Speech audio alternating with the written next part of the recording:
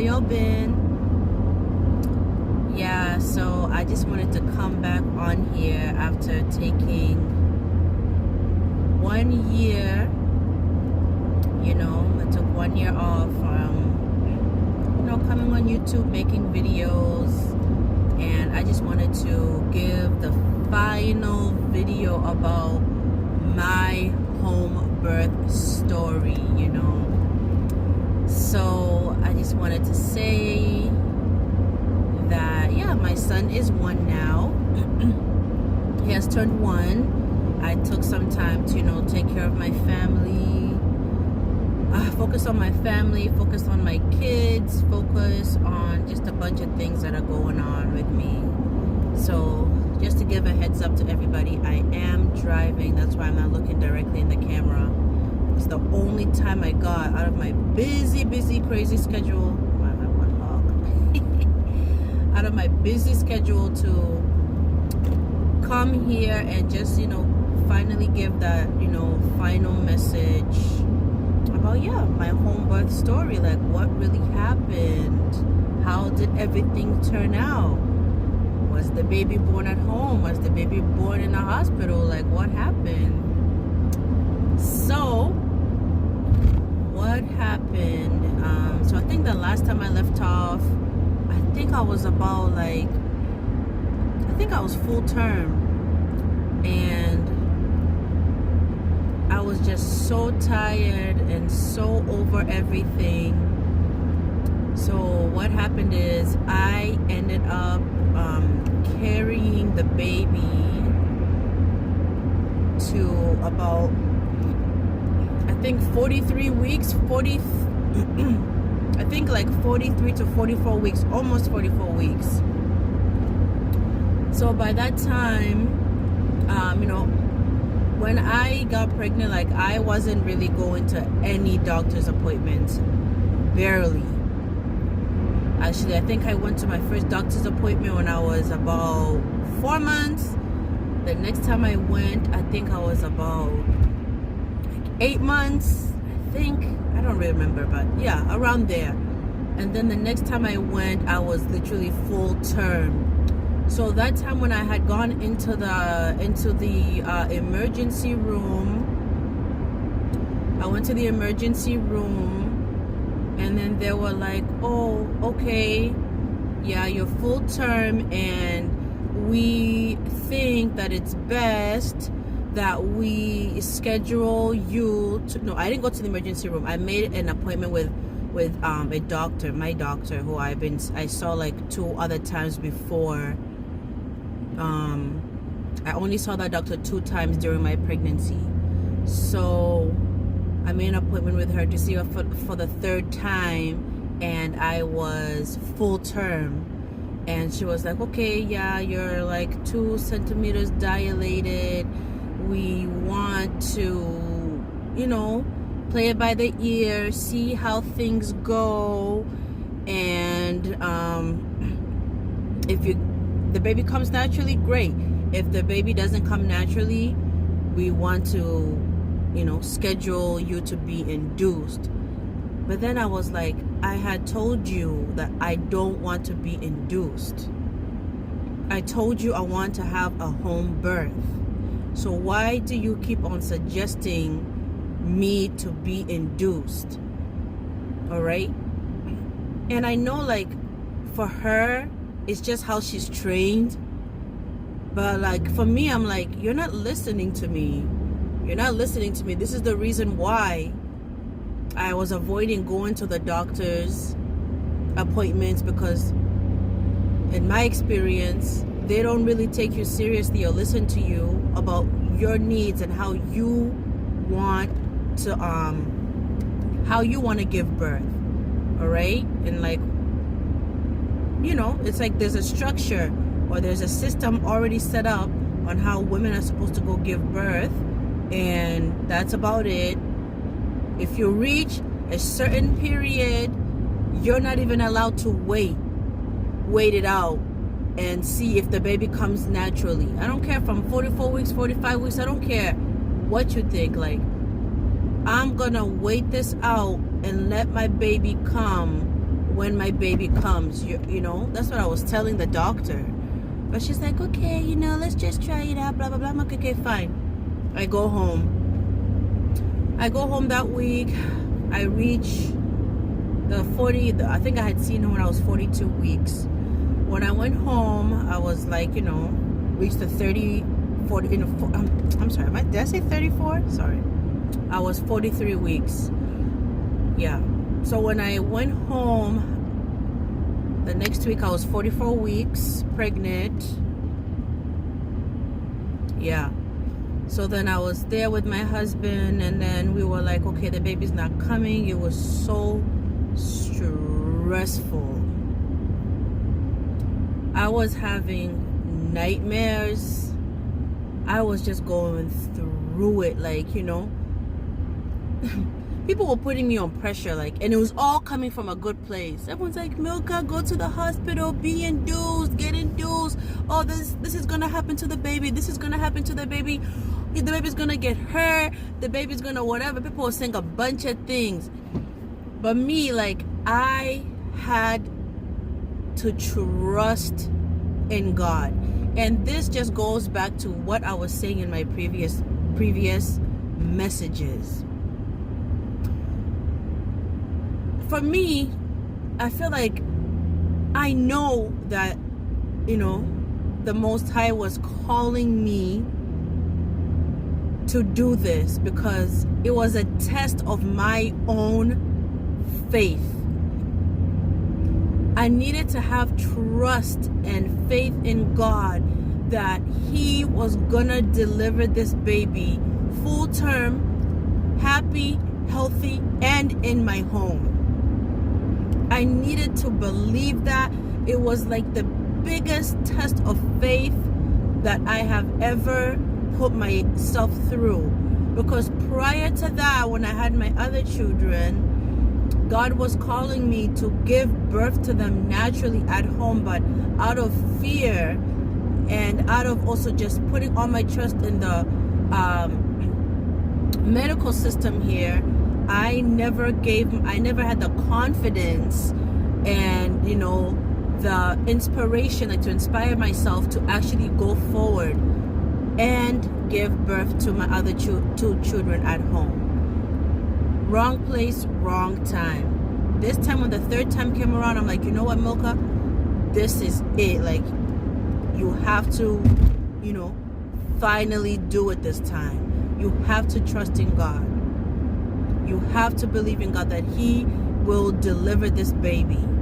Why did I do this?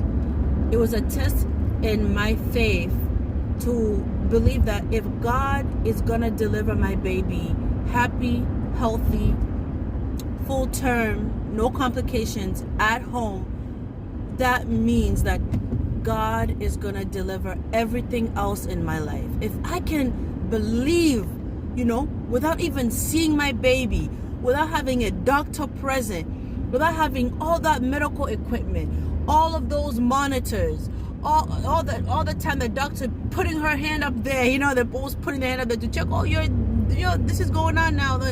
None of that. Just utter trust and faith in the Most High that He will deliver this baby happy, healthy, and full term. So we were there. I was like, you know what, Milka, you're going through a lot. Like, I was getting attacks from the enemy. Like, I couldn't sleep. I was facing so much stress, so much depression, so much anxiety. Oh my goodness, it was a battle. So one day came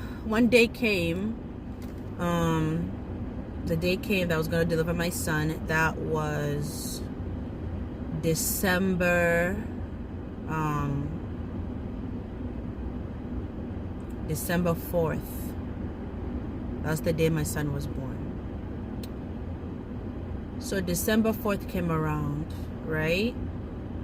And my best friend called me up and she's like, hey, Milka, I know, you know, you've been going through a lot of stress and anxiety and everything about the baby. She's like, you know, let's go to the mall.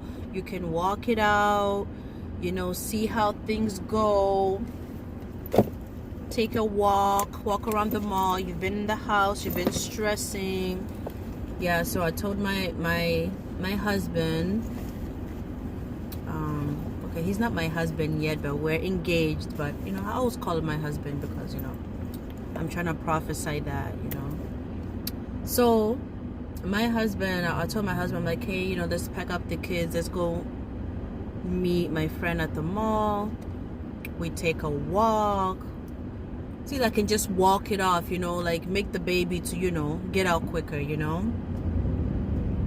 So let's put on some.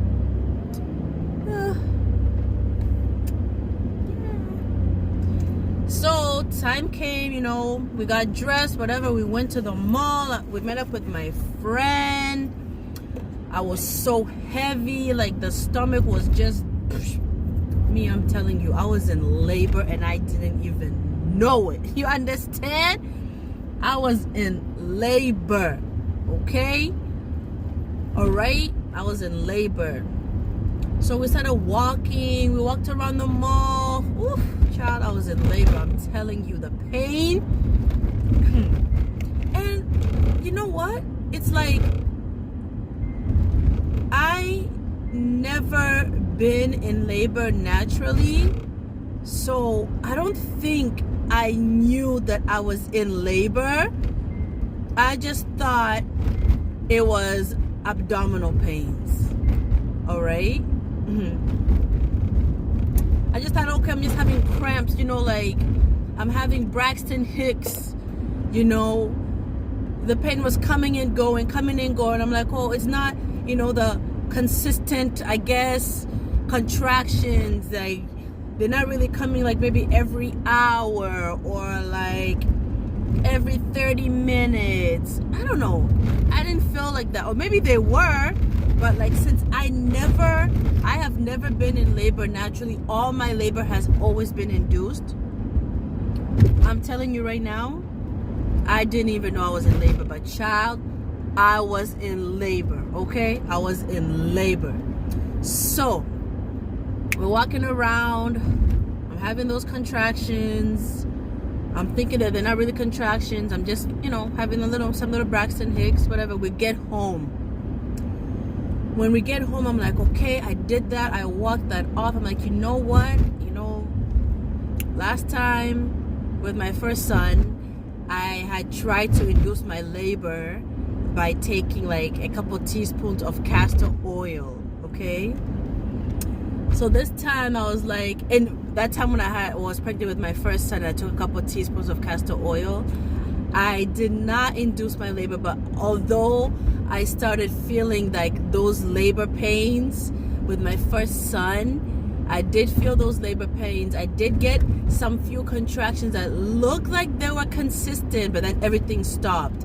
So I knew that like, oh, okay, castor oil could work again for me, since it feels like, you know, let me try again. Like, let me try the castor oil thing again. Little did I know that I was already in labor, and all I was going to do was expedite, you know. All right. So I get on the phone with my friend. I'm like, you know what? I did the walking. That might, you know, now that I did the walking and I feel like, you know, the babies, you know, might come out. Let me take some castor oil. So I took a couple spoons of castor oil. Let me tell you, I took a couple spoons of castor oil. All right. Then I was home with my kids, and then my husband was like, hey, my brother called me, like something happened. He wasn't able to get a ride to the airport. Hey! So he's like, I gotta take him to the airport. You're gonna be okay? I'm like, yeah, I'll be okay. You know, I took some castor oil, but I don't think it's gonna work because it didn't work the last time. You know, he's like, all right, I'll be back in about 2 hours, you know, just chill. He leaves.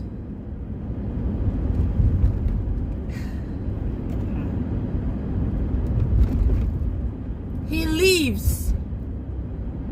Within 30 minutes, I start contracting, like seriously.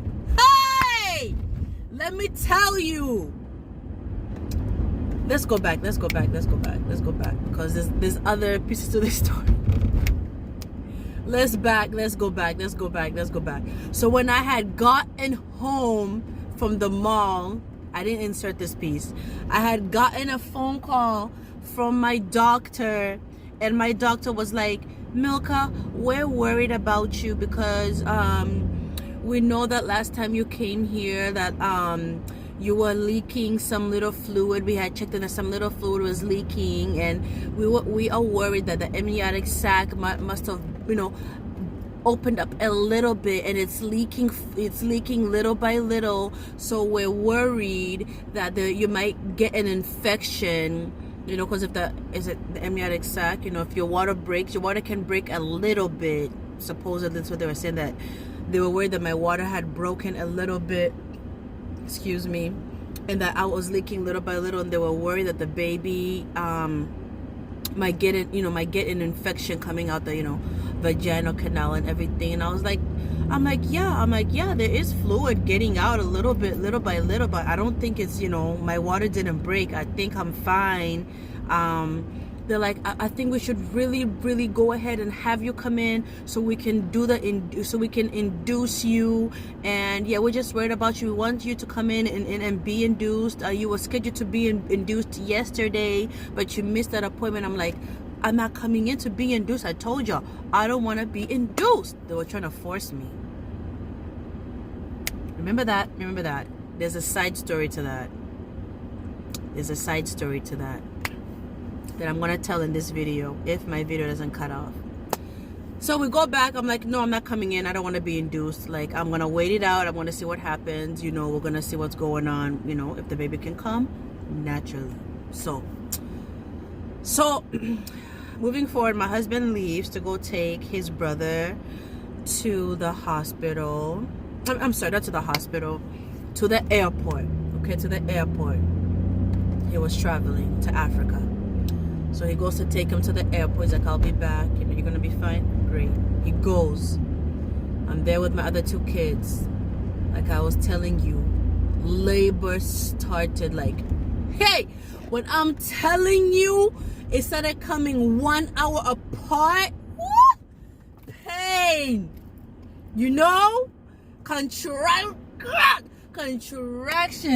Contractions, real hardcore contractions. I was like, God help me. I was praying. And then, since I had taken the castor oil, and castor oil is a natural laxative, let me tell you, things were not looking cute in that bathroom.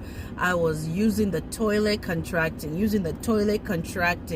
because what castor oil does, it's a natural laxative, so it contracts your bowels. But when it's contracting your bowels, it stimulates your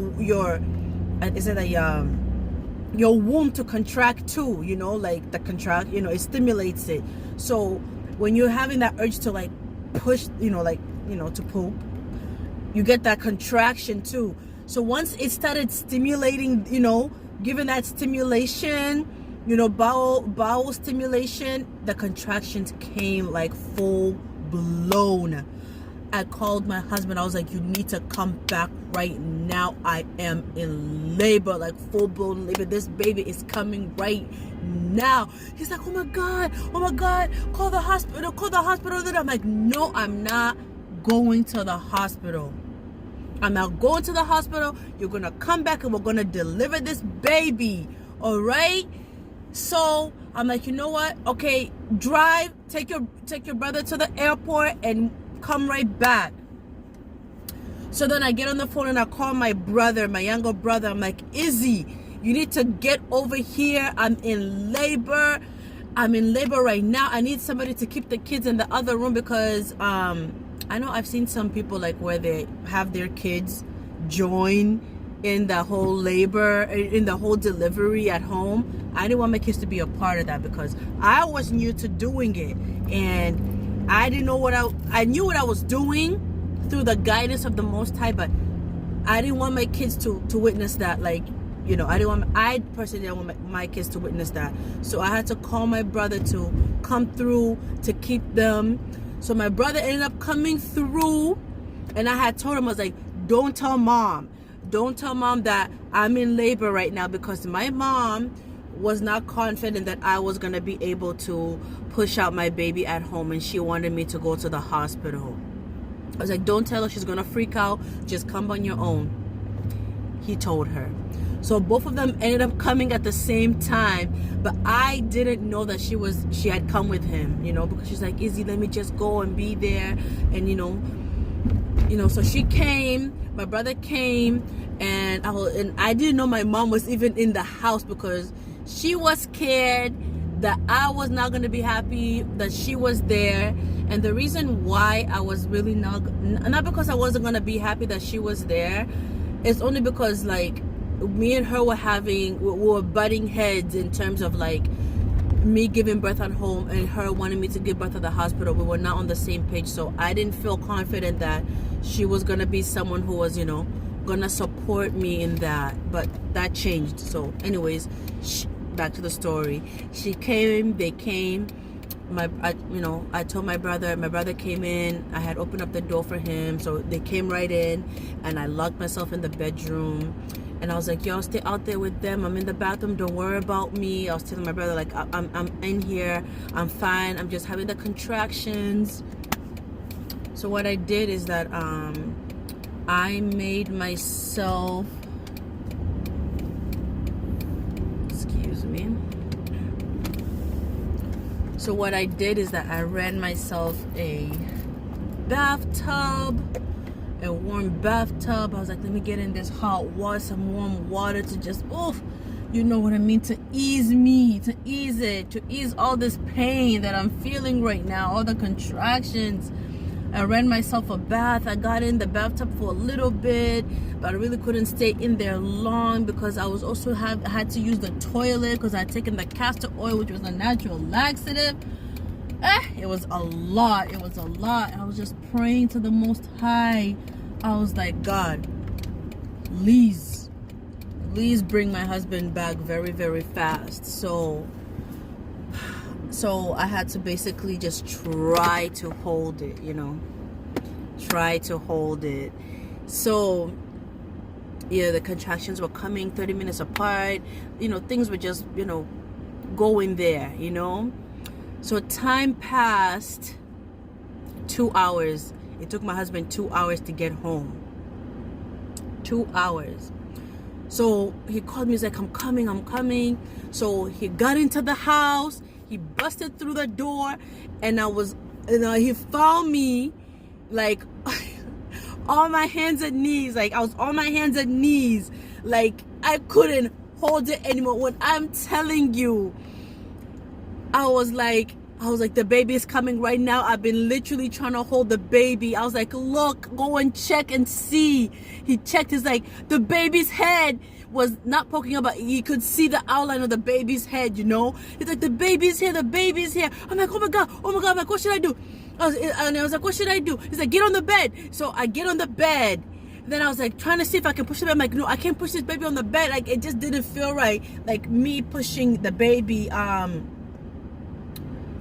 the way they do. Because I was programmed to push the baby that way. And I'm not saying when you push the baby that way that it's wrong. There's anything wrong with pushing the baby that way. But like, it didn't feel right. It never felt comfortable to me to push the baby that way. So I was like, I don't feel comfortable pushing the baby this way. I have to go back on my hands and knees. So I would go back into the bathroom. We lay the towels. We lay the mats. We lay everything. I get back on my hands and knees. I'm like, I want to push the baby right now. I want to push the baby. So my husband gets behind me. He's like, push, baby, push the baby. Oh my God, I swear. Let me tell you, God was in all of this. When I tell you, the Most High came onto my husband and made him into a midwife. This man has never delivered a baby in his life. This man has no degrees. Okay? He has no high education now in delivering, some medical doctoral degree. in delivering babies, all right, in labor and delivery. He has no experience in any of that. But what had come over him is the Holy Spirit and the wisdom and the knowledge and the other understanding, that ancient wisdom that we already have within us. God has already equipped us with the wisdom, the knowledge, and the understanding to be able to do anything that we want on this planet. Anything we put our mind to, even delivering your own child in your house, all right? If you seek God, if you seek the Most High and you tell yourself, God, this is what I want, and I'm going to lean on my ancient knowledge, the knowledge that was there before, ancestral knowledge that has been ingrained in me, that is in my DNA, that is the knowledge that I'm going to lean on to deliver my child. All right. And that's the knowledge that my husband leaned on, prior to the baby coming. Like, he did not believe that he could do it. He was begging me to go to the hospital, but I was telling him, like, you got this, you can do this, you can do this. God is gonna watch out for us. God is going to take care of us. God is going to make sure that we can deliver this baby at home. We need to trust and lean on the Most High. We can do this. This man delivered that baby. I was on my hands and knees. Also me, I was calling on God. I was calling on the Holy Spirit. I was calling on my African ancestors to come down and deliver, all the angels, all the, ancestral holy hosts to come down and assist me. The spirit in that room, there was a spirit in that room, all right, in that bathroom, our little tiny bathroom, all right, on the floor, all right, all the angels, all right, all the ancestors on my husband's side and all the ancestors on my side all came together in that room. And even the ancestors of my son, who was to be born now into this realm, into this earthly realm, his ancestors were also there to assist in the labor and delivery of him. My husband told me to push. I pushed that baby out, all right? In 30 minutes, I think it took us, 30 minutes. In 30 minutes, I was pushing for 30 minutes. That's what my husband had told me, because I had timed myself. From the time he left, from the time he came back, it took 2 hours. And in the last 30 minutes of those 2 hours, the baby came. Yes. So I delivered the baby from home in my bathroom. The person who pulled the baby out, who assisted the baby's head, who held the baby's head and guided him out from the vaginal canal, was my husband. Yes, it was my husband. After the baby came out, that's when another story happened. All right. So this is the finale to my home birth story part 1. All right. Because now we're 30 minutes into the video, and I don't want to speak so much more, because there's another story that happened after that baby came out, a completely lengthy story that I really want to tell you guys, and that is about the healthcare system, number one, and also the system of DCF, or what people call, and some other states I think it's called what? Department of Child Protective Services. They got involved. And guess who called them? The hospital. And that is another story. But I just want to say that my child was delivered from home. And yeah, he's safe. He's happy now. Everything went well with the delivery. He came out happy, healthy, strong. Okay? And I have to say this. Natural delivery is less painful than induction. And I knew that because I wanted to see, like, how does natural delivery feel versus being induced. Having a natural 100% organic natural delivery is way less painful, stressful than being induced and being hooked to those hospital machines. Trial and error. It was not trial and error, it was trial and success. So I succeeded in two things: having faith in the Most High. Three things: having faith in the Most High, confidence, and also not relying on the medical system. And the fourth point, I keep putting points. The fourth point is knowing and now being aware that induction and being induced and getting that medical induction causes way more harm to the woman's body than good. So guys, thank you, because I've made it to my appointment.